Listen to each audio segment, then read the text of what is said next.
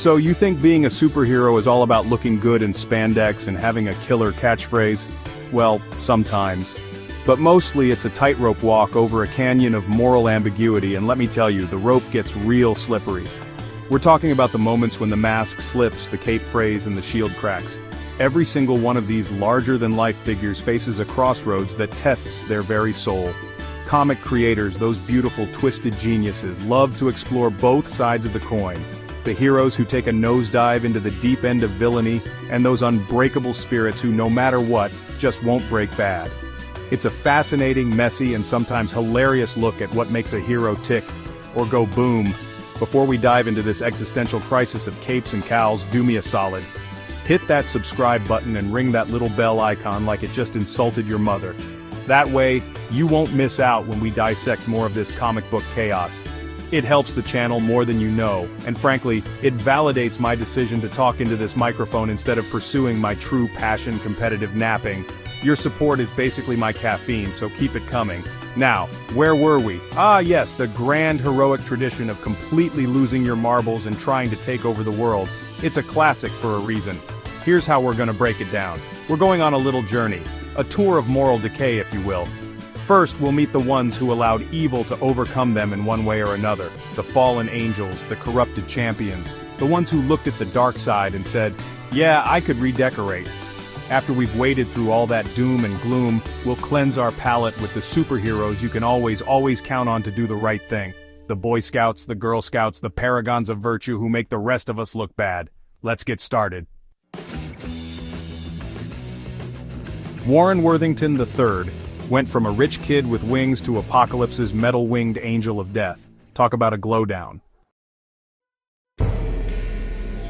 Scott Summers, possessed by the Phoenix Force, decided the best way to lead mutants was by killing his father figure. Hal Jordan, grieving in mad embodiment of fear, he wiped out the entire Green Lantern Corps.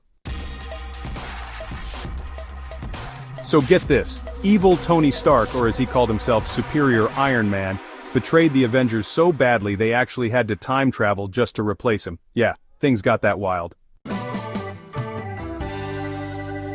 Manipulated by the Hellfire Club, Jean Grey became the Dark Phoenix, ate a star and committed stellar genocide. Whoops.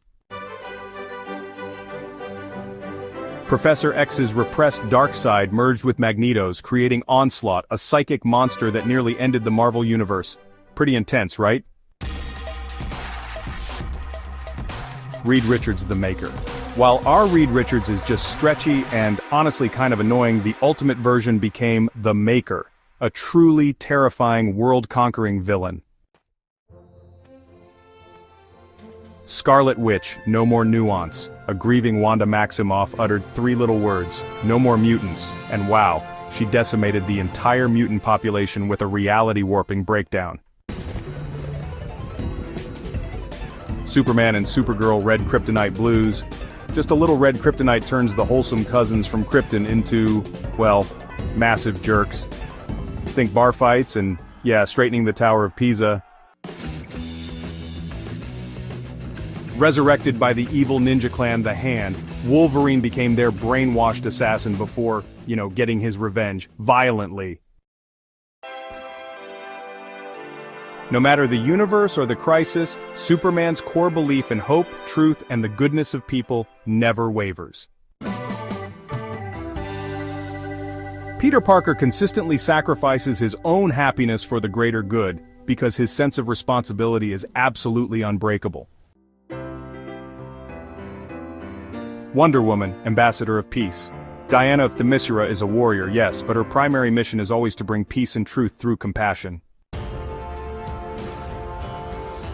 Captain America, the Star-Spangled Man with a plan. Steve Rogers is the moral bedrock of the Marvel Universe. His principles are as strong and unyielding as his vibranium shield. The Flash, the optimistic speedster. Barry Allen and Wally West always run toward danger with a smile, embodying hope and sacrificing everything to save the timeline. King T'Challa's every move is guided by his profound love for his people and his nation, Wakanda. He's royalty. Matt Murdock is a man constantly tormented, yet his Catholic guilt and unwavering belief in justice keep him on the straight and narrow. Kamala Khan is the ultimate fangirl-turned-hero, whose infectious positivity, compassion and pride in her identity never fade. Dick Grayson stepped out of Batman's shadow not with darkness but with a smile, becoming a compassionate leader in his own right.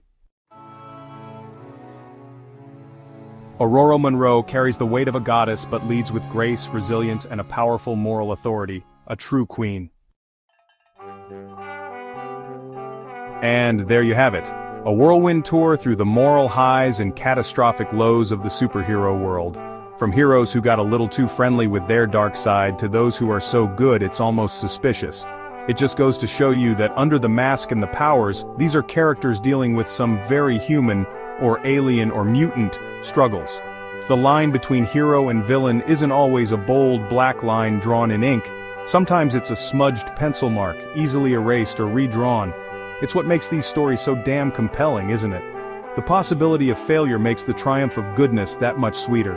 It's the constant battle, the internal tug of war that keeps us coming back. We see ourselves in their struggles, even if we can't fly or shoot lasers from our eyes.